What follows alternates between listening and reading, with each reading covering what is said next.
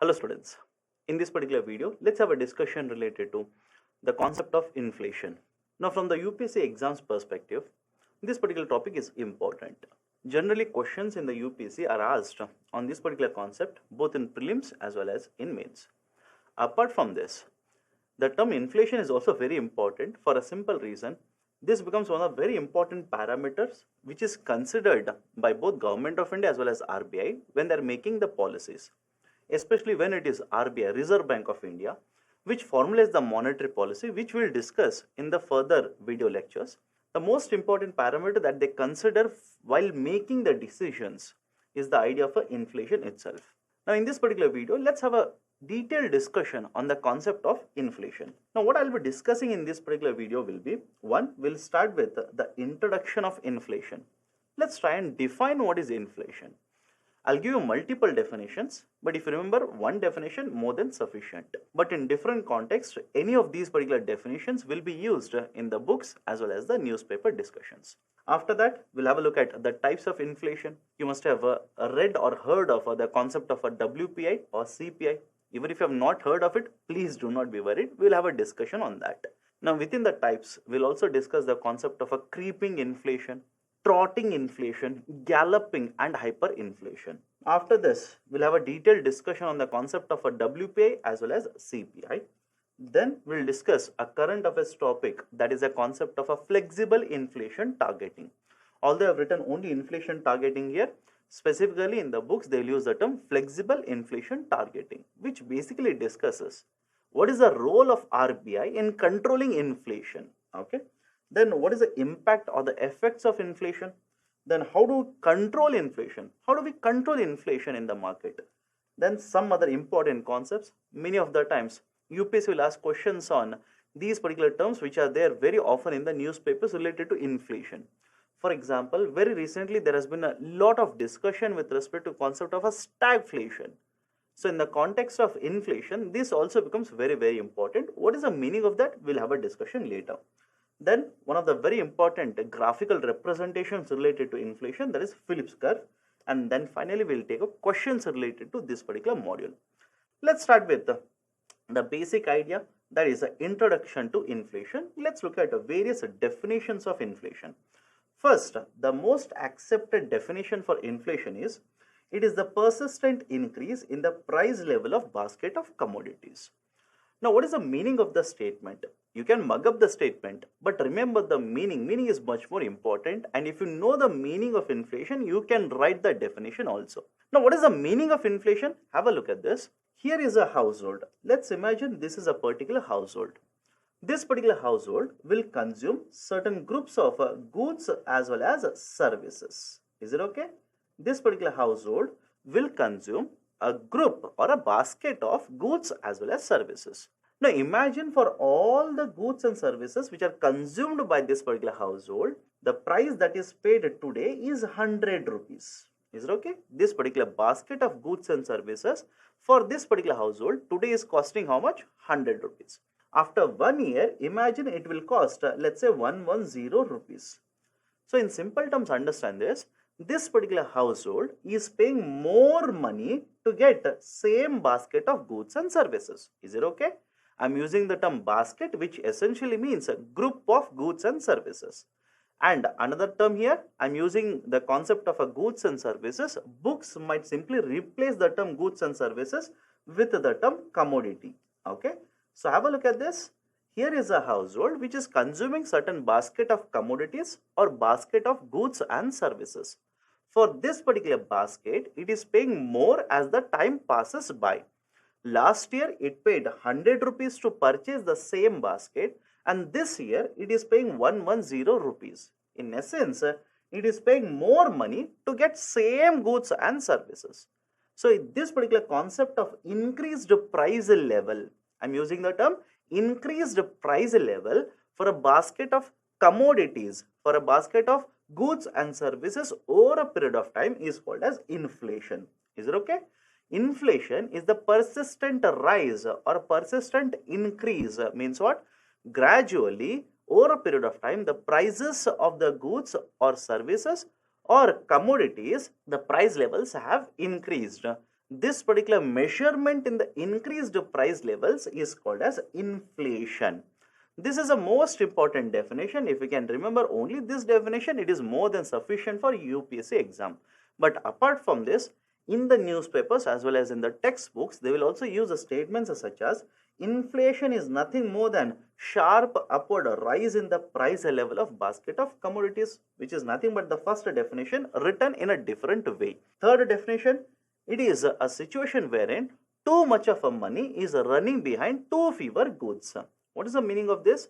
Imagine in the market, all of you people are buyers in the market. That is, you have lot of money and I'm the seller in the market. So when I'm the seller, I'm selling certain amount of goods or services in the market. But because of whatever reason, which we'll have a look at it later, all of you have lot of money to purchase these particular goods and services. So in essence, when you people will have more money, you will demand more goods and services. You will want to purchase more and more goods and services. So when the demand for goods and services will start increasing like this, will start rising upwards like this will have a direct impact on the price level or the prices of goods and services. For example, let's take a situation. I'm the seller here. I'm selling 100 units, right? I'm selling 100 units in the market. Initially, I wanted to sell it at 10 rupees per unit. But looking at the demand in the market, which is, let's say, for 150 goods, 180 goods, what do you think a seller will do here? The seller will look at the situation. He will realize that the prices of these particular goods, even if it is increased like this, there is a demand in the market. So when he sells these particular goods or services at a higher price, even then people are willing to pay. Now you will ask me, sir, why the people are willing to pay? For a simple reason, people's incomes, imagine people's incomes have increased. Why the people's incomes will increase? Imagine the government of India has announced higher subsidies. Government of India has announced higher welfare payments. Our private sector is doing very well, as a result of which the increments have been provided to the households. So because of many reasons, the incomes that are there with the households will increase. Or in simple terms, I'll put it in this way, the expenditure of the households will increase. And when expenditure increases, please understand, the supply in the market all the times will not be able to meet the demand. Is it okay?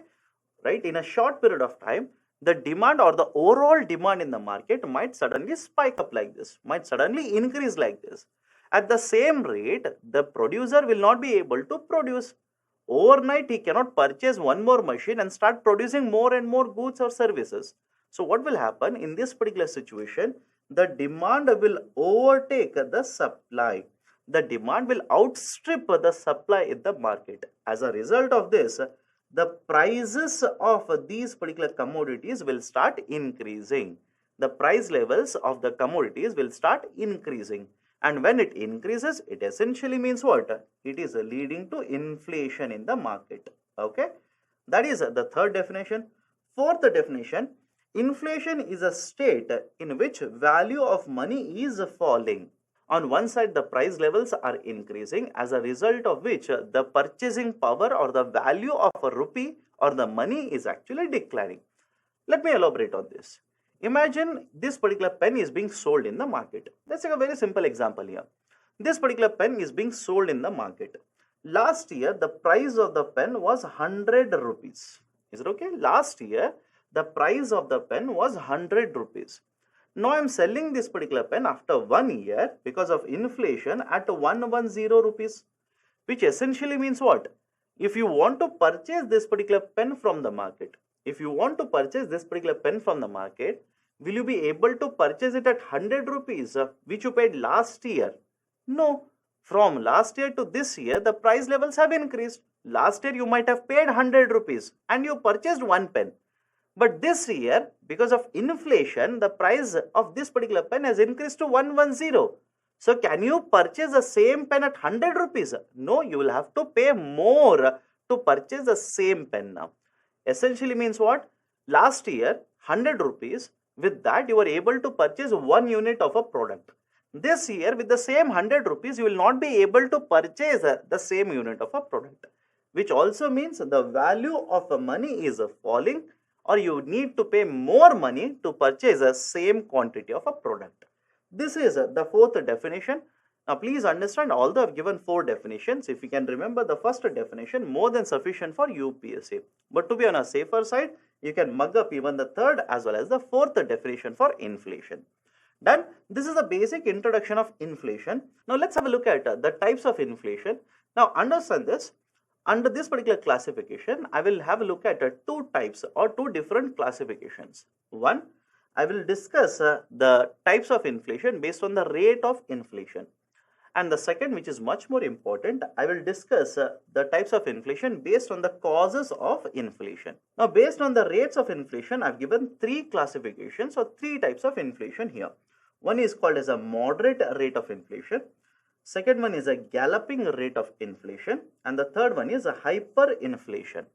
Now, please understand, before I give you based on the rates, from one source that you might be referring to another source, the rates will be varying. For example, in case of hyperinflation, we generally say that whenever the rate of inflation is in an astronomical number, for example, 1000%, 80,000%, 1,000,000%, etc., these are generally referred as an astronomical number or very huge number or a rate of inflation.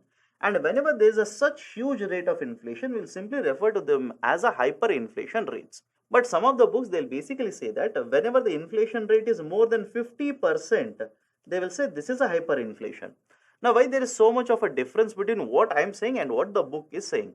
Simple difference is, whenever they talk about hyperinflation in terms of 50%, they are looking at a monthly rate of inflation. And when I'm talking about these particular numbers, I'm talking based on the reference period of a year or annual rate of inflation. Is it okay? So understand this. Some books will give different numbers. Please do not be worried about it. Now, moderate rate of inflation, generally whenever the rate of inflation is up to 10%, whenever the rate of inflation is up to 10%, we generally refer to this particular situation as moderate rate of inflation. Now, in case of India, for majority period of the time, we have experienced a moderate rate of inflation. That doesn't mean that we have not experienced more than 10%, because I said for majority period of the time, we have experienced a moderate rate of inflation. For example, post 2014, if you have seen in case of India, yes, for majority period of the time, even today, we are experiencing a moderate rate of inflation. But before that, there have been many years wherein we have experienced a more than 10% rate of inflation also. But within moderate rate of inflation, there are two types again. One is a creeping rate of inflation and the second one is a trotting rate of inflation. Is it okay? One is called as a creeping rate of inflation. Second one is a trotting rate of inflation. Generally, they will say that whenever the inflation rate is below 4%, some books will say 4%, some books will say 3%, right? Don't worry about it. Generally, they will say whenever the inflation rate is below 4%, this is called as a creeping rate of inflation. And whenever the rate of inflation is more than creeping, but up to 10%, is it okay? Whenever it is more than creeping, but up to 10%, this is called as a trotting rate of inflation. Now, please understand, in case of India, presently RBI has been given the duty of maintaining the inflation rate. And what we are looking at is the inflation rate of 4%. Is it okay? RBI has been given the duty of maintaining the inflation rate at 4%. And what RBI will do with respect to this, we'll have a discussion related to that later. But idea simply is this, right? In case of India, Government of India says RBI has to maintain the inflation rate at 4% plus or minus 200 basis points. What is the meaning of this? We'll have a discussion related to this when I take up the concept of flexible inflation targeting. Now let's go to the next one, galloping rate of inflation. Galloping rate of inflation, books will say it is a rate of inflation between 10% to 20% when you look at monthly rate of inflation. Is it okay?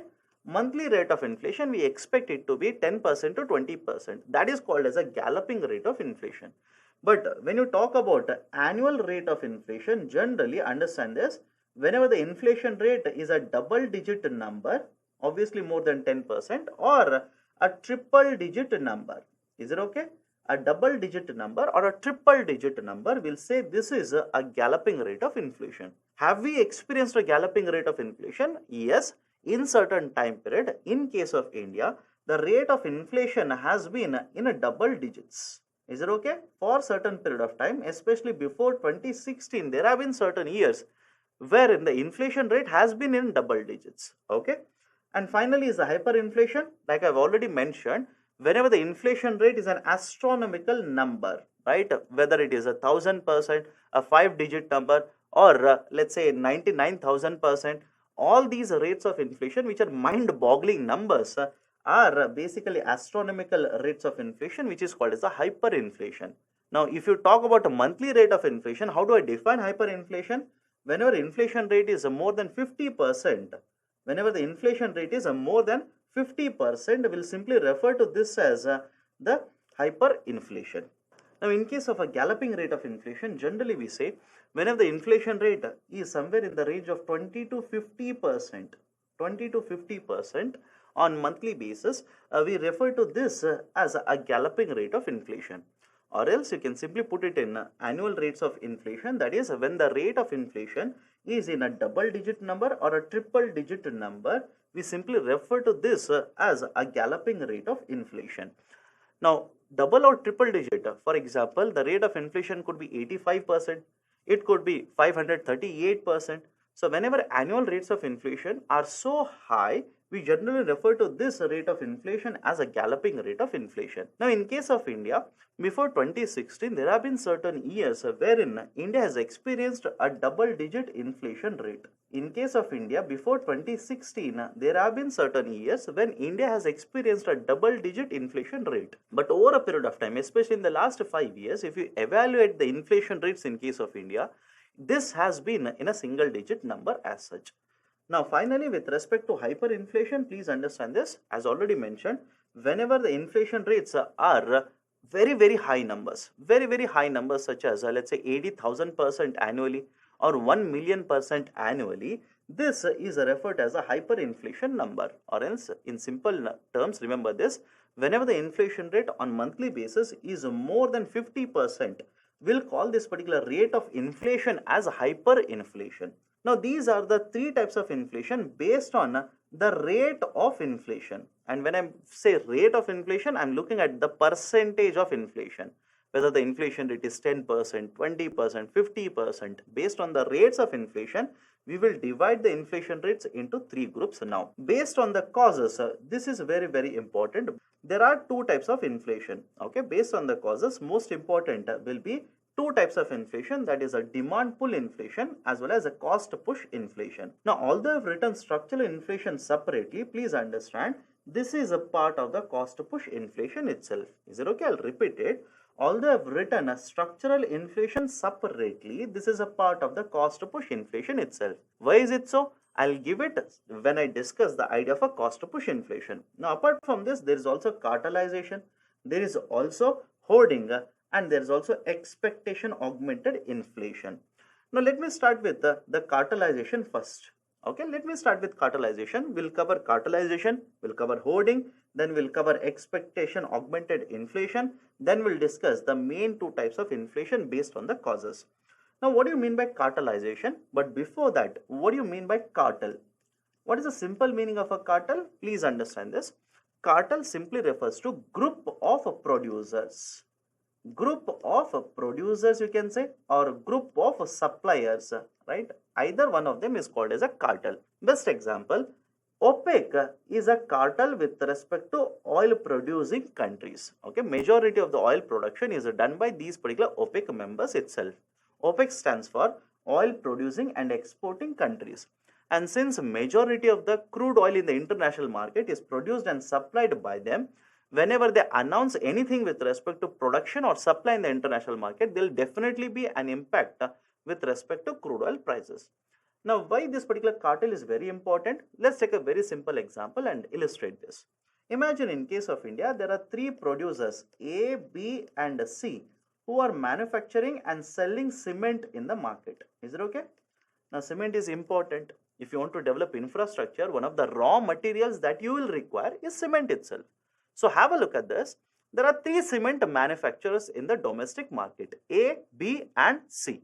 Now, these particular three cement manufacturers, because these are private sector entities, they'll be selling their produce at very, very competitive rates in the domestic market. Now, what if all the three producers come together and decide that they will reduce their production? For example, all the three put together can produce 100 bags of a cement a day. All the three put together, they can produce how many bags? 100 bags of cement a day. But now all the three have come together, they have decided, let's reduce our production to, let's say, 70 bags a day. As a result of this, what will happen? As a result of this lowering of production, the demand will be higher in the market compared to supply. And please understand this, I'll go back to the original point now. Cement is the raw material which is demanded throughout the year in the market. You want to develop any kind of infrastructure, you will require a raw material such as a cement, steel, etc. Now, because of these three companies, which are the only suppliers in the domestic market, because of their limited production, the demand has become higher compared to the supply of cement. That will essentially lead to what? Lead to increased prices or increased market prices of the product. Because the demand is higher compared to supply, the market prices of the products will start increasing. And when it happens, this is a part of a basket of commodities. Then can I simply say, for the basket of commodities, the market will have to pay higher money now. The market, to purchase this particular basket of commodities, it has to pay higher money, and that is nothing but inflationary trend itself. So understand this, whenever there is a group of producers like this, a group of suppliers like this, which are going to limit how much is going to be supplied to the market, that will lead to a mismatch between a supply as well as the demand. Wherein the supply is limited, demand is rising upwards, this will basically pull up the prices in the market. This will lead to the prices becoming higher and higher. This is basically nothing but cause of an inflation in the market. So this is the basic idea of a cartelization and how it is connected to inflationary trend in the market. Now, in case of India, please understand, Government of India says you are not allowed to form a cartel. Cartelization is illegal in case of India. Now, you will simply have a doubt and say that, sir, earlier you talk about OPEC and you say it is a cartel. And on the other hand, you are saying Government of India has prohibited cartelization. What is the meaning of this? Simple meaning is OPEC is not part or is not set up in case of India. OPEC is not present in India. So Government of India within the Indian market can prohibit cartelization. But if the cartel is formed outside India, it doesn't come under the purview of a jurisdiction of government. So understand this. In case of India, Government of India first and foremost has prohibited formation of a cartel. And second, there is an authority called as a Competition Commission of India. Remember this. There is an authority called as Competition Commission of India. Short form is CCI. Is it okay? Short form is CCI. This particular Competition Commission of India has been set up with the passage of Competition Commission Act of 2002. In simple terms, you remember this. This is a statutory body. So Government of India has set up a statutory body and it is a Competition Commission of India which will ensure that in the market the interest of the customers is protected. I will repeat the statement. It is the Competition Commission of India which will ensure that in the market the interest of the customers is protected. Interest of the consumers, buyers is protected. Who are the buyers and consumers? Me, you are the consumers and buyers. The argument here is when these three companies are there and they form a grouping like this, they come to an agreement like this, this is nothing but misuse of their dominant position. Is it okay? This is a misuse of their dominant position. What do you mean by dominant position?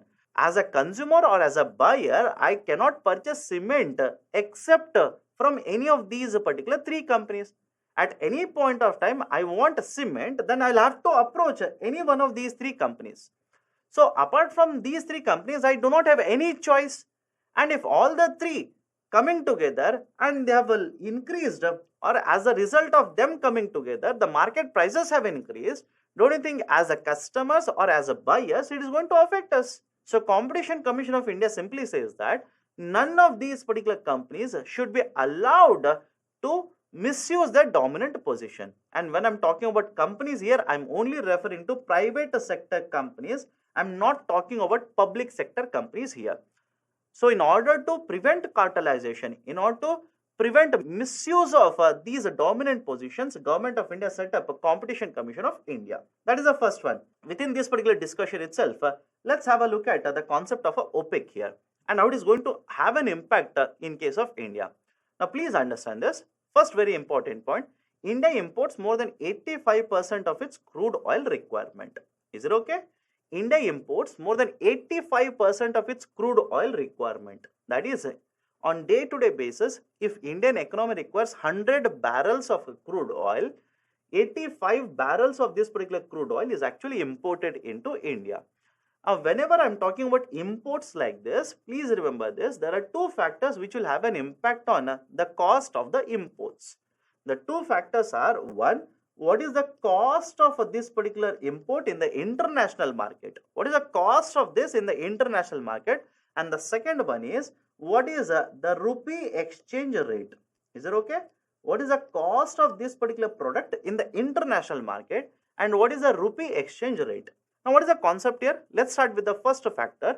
What is the cost of the product or the commodity in the international market? Go back to the original discussion on OPEC here. I said that OPEC controls majority of the crude oil supply in the international market. Now, whenever OPEC will come together and have a discussion and come out with a decision either to increase the production or decrease the production of the crude, that will have a direct impact on international crude oil prices, which is famously referred as a Brent crude, which is imported into India, along with many other types of crude. But argument here is, since we are importing more than 85% or around 85% of the crude oil, and when the import cost will change because of this particular cost of the crude in the international market, it will have a direct impact in the domestic market. Now have a look at this. Whenever OPEC will come together, that is the member countries will come together and they decide to cut the production. When they decide to reduce the production, essentially what will happen? Because crude is demanded on day-to-day basis in the international market, if they cut their production, there is a mismatch between supply and demand. Is it okay? There's a mismatch between supply and demand. Essentially, they are reducing their supply to the international market. Because there is a very high demand, supply is coming down. What do you think will happen to prices of this crude in the international market? Prices will start rising upwards. Prices will start rising upwards. For example, last year I purchased, I'm just taking a hypothetical number here. Last year I purchased 1 barrel of a crude, let's say at $50. And today, if I'm purchasing the same barrel of a crude at $70, can I simply say that because of this, the import cost of the crude will be higher? Because of this, the import cost of the crude will be higher. So this is one factor that will have an impact on what is the cost of the import. And the second factor is rupee dollar exchange rate. Now what is the meaning of this? Have a look at this particular equation that I've provided here. I've told that last year I purchased 1 barrel of a crude at $50. And this year I purchasing 1 barrel of a crude at $70. Essentially, I am paying dollars to purchase this particular crude. That is what I want to convey to you. Now, do we print dollars in India? Do we have any machine to print dollars in India? No, we are not allowed to print US dollars. We can only print Indian rupees. Now, have a look at this. If I'm importing crude, right, let's say at $70 a barrel, I'll have to pay $70 to purchase 1 barrel like this. Imagine you are the seller, I'm the buyer. You are sitting in the international market, I'm the domestic market here. So to purchase 1 barrel of a crude from you, today I'll have to pay how many dollars? $70. But do I have dollars in the domestic market? Right? We use rupees as a domestic currency. We do not use dollars as a domestic currency in India. So what I need to do is, I will have to get rupees exchanged with dollars. Is it okay? I will have to get rupees exchanged with dollars. Essentially, what does it mean? I will have to sell rupees, purchase dollars like this, so that I will have $70 to pay you and purchase 1 barrel. Now, follow this very carefully. Again, I'll discuss this under the international market or the concept of the foreign exchange reserves or the currencies in the later modules. but idea is very simply understand this. Whenever we are talking about the exchange rate like this, there is a term called as a depreciation of rupee. Is it okay? There is a term called as depreciation of a rupee. What do you mean by depreciation generally? Have a look at this. Whenever talking about exchange rate, I use a term depreciation. It simply means value of one currency is falling down against another currency. Is it okay? How does it happen? What is the role RBI plays? What is the impact of this on Indian economy? We'll have a discussion on all of this when I take up the foreign trade in detail. But as of now, simply understand this. Whenever value of one currency falls against another currency, we'll call this as a depreciation. Now, have a look at this. Imagine last year for $1, I was supposed to pay 50 rupees. That is, to purchase $1, I was supposed to pay 50 rupees and get the dollar. Today for the same dollar, I am supposed to pay 60 rupees. This is nothing but depreciation in the rupee. That is, to purchase the same dollar itself, now I am forced to pay more rupees. Is it okay? I'll repeat the statement here. To purchase the same currency, $1, I am forced to pay or I am supposed to pay more rupees. This is nothing but the concept of a depreciation of the currency. Done? Now more on this, definitely yes, it is important. We'll discuss under the foreign trade. But have a look at this. To purchase $1, last year I paid how many rupees? 50 rupees. Today to purchase the same dollar, I am supposed to pay 60 rupees. Essentially means what? I am forced to pay or I am shelling out more rupees to get the same dollar. Right? Understand this. Whenever there is a depreciation of a rupee, that will also make the imports very costlier in the domestic market. Let me put it in reality. Let's take a very simple example. Imagine at last year's situation, one barrel is equal to $1. Let's make it very simple. Imagine last year, one barrel of a crude oil will cost you $1. Now today, if I want to purchase the same barrel, I'll have to pay $1. Is it okay? Let's assume today also it is $1. Okay, let's assume today also it is $1. So have a look at this. Last year to get $1, how many rupees I was supposed to pay? 50 rupees. Today to get the same dollar, how many rupees I am supposed to pay? 60 rupees. So I am paying effectively more rupees to get the same quantity of product imported into India. So the cost of the import will increase. Is it okay? So remember this. When OPEC decides to either increase the production or decrease the production, that will definitely have an impact on the international prices. And when the international prices will vary, the import cost in India of the crude will also vary. And second, whenever you are talking about the rupee exchange rate, if there is a depreciation in the rupee, simply remember this, value of imports will become higher. That is, imports will become costlier. Right? I might be importing same volume of the or same quantity of the product, but because of a depreciation, I am forced to pay more in terms of rupees. That will also make the imports costlier. But essentially understand this, OPEC is a cartel, and when OPEC makes a certain decision with respect to production and supply, that will definitely have an impact on what is the cost of the import of the crude that is done in case of India. Done? Now related to this, there is also a term called as imported inflation. Remember this also.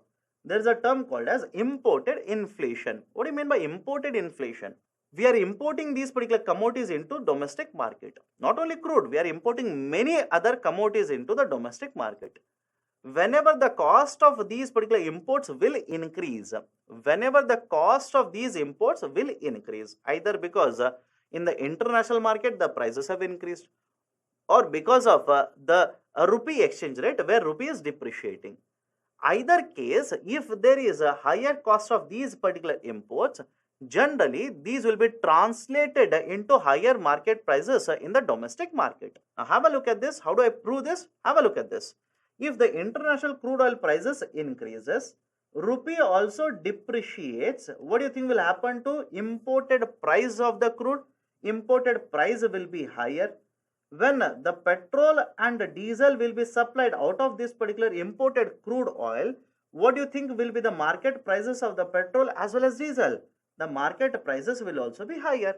And these particular fuels are part of the inflation basket. Is it okay? When we talk about WP and CPI, you will realize that The fuels are very important part and parcel of the basket of commodities which are considered to calculate inflation.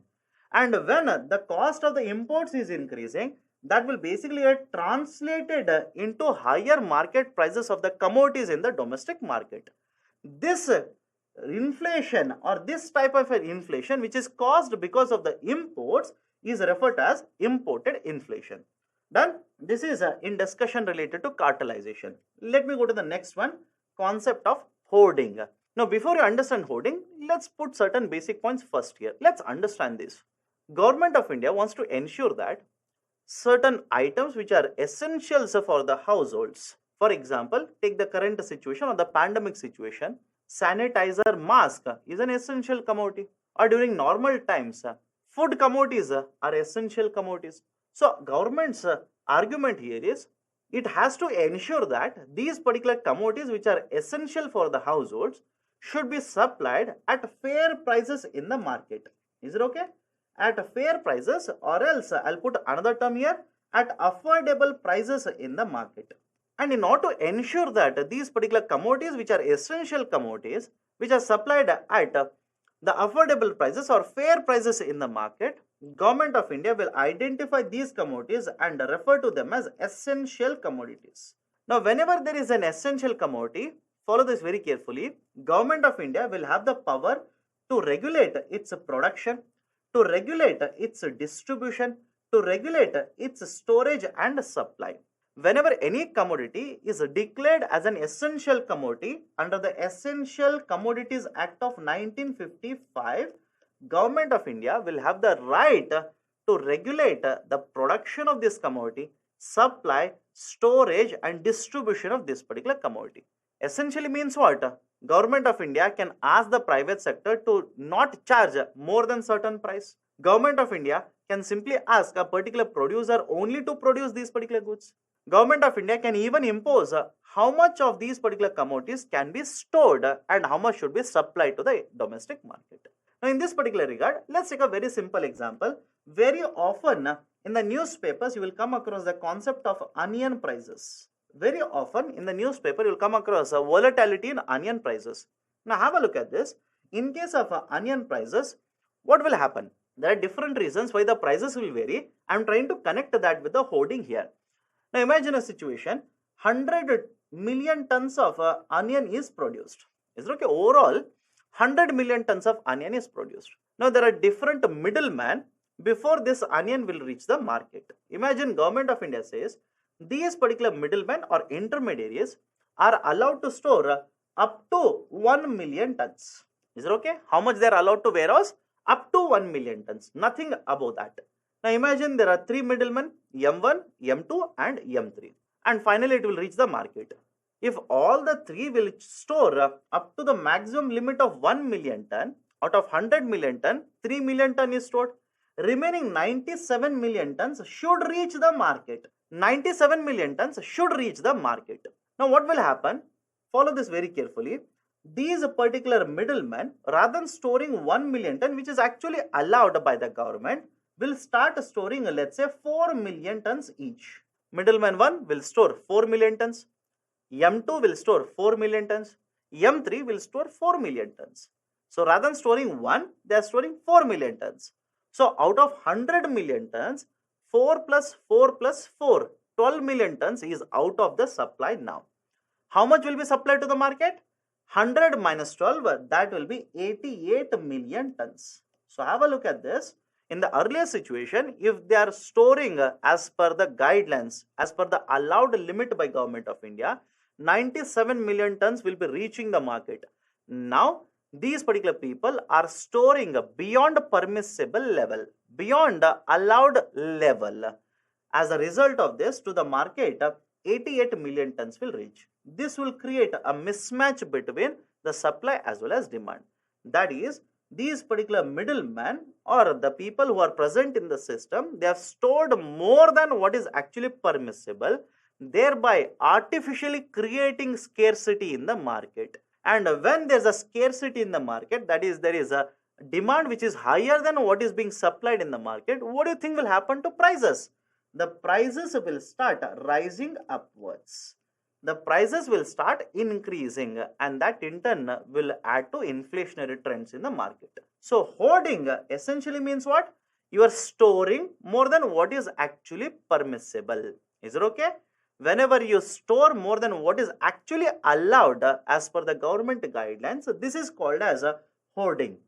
And understand this, to prevent hoarding itself, Government of India has passed the concept of an Essential Commodities Act of 1955. Under this, central government, like I've already stated, will have the power to regulate the production, the supply, warehousing of these essential commodities. And apart from this, there is also another act in the name of prevention of black marketing and ensuring maintenance of supplies of essential commodities act. Under this, again there are penal provisions. Even under the Essential Commodities Act, there are penal provisions. That is, if there is any violation, the person who has violated this particular provision will be penalized under any of these two acts as such. So this is a discussion related to hoarding. Let's go to the next one. Next one is expectation augmented inflation. What is the basic idea here? It basically means, understand this, whenever the participants or the stakeholders in the economy experience a higher inflation rate presently, or there are certain parameters which are indicating towards higher inflation in the market, the expectation of inflation will start rising upwards in the market.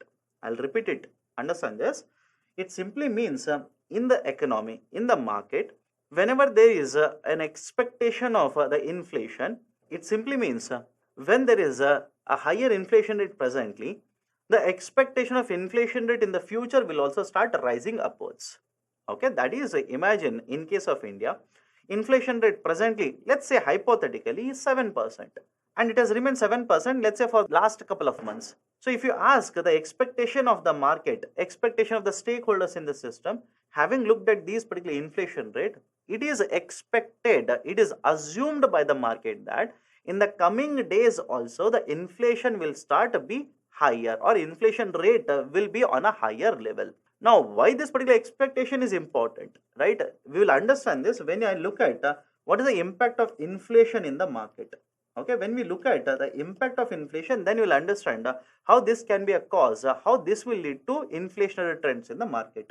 So far, what we have seen, one, we have seen the issue of a cartelization, how it is going to lead to inflation. Second one, hoarding, how it is going to lead to inflation. Expectation augmented inflation, how it is adding to inflation.